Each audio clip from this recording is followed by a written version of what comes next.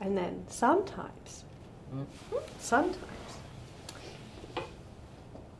the doctors, the dentists, are so oblivious or want to allow it to take care of itself Right. that they're not leading.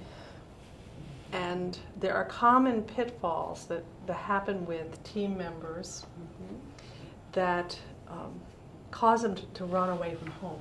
That's right. And we talked about running away from home. They love it at home, but there's something there that's making them feel that they're not valued, not recognized, not part of the creative vision of where we're going. That's right. So they have to feel that they're on board, they're really working towards something together with you.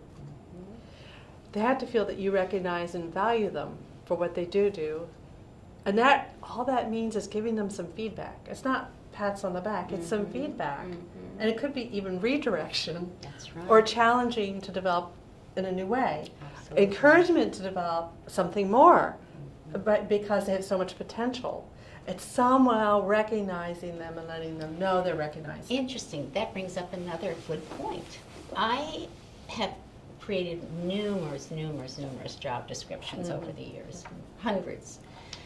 I'm also a believer in, I would say, non-traditional job descriptions, but they're based on the strengths or maybe challenges of people. For example, one of the practices I worked with a number of years ago, an assistant that worked in this practice for many years had a great rapport with patients.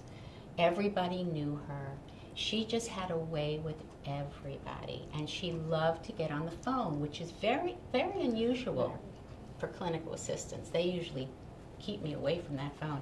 So we actually added to her job description that she handled recare. She handled getting patients back into the fold. She loved it. She did a great job. It was awesome. I've also created a job description for another wonderful assistant who she worked with all the new patients. She took them in as her own. She introduced them to the office, of course. But she was right by their side throughout the whole process as their buddy, so to speak, so that if there were any questions on the treatment that was recommended, she was, certainly well trained and savvy enough to go over it with them. And she loved it, so she wasn't, as we say, sucking spit all day long. She got into a whole nother area. And when we honor, like all of us, if there's something we love it because we're decent at it. Let's face it. If we're not good at it, we're not going to love it.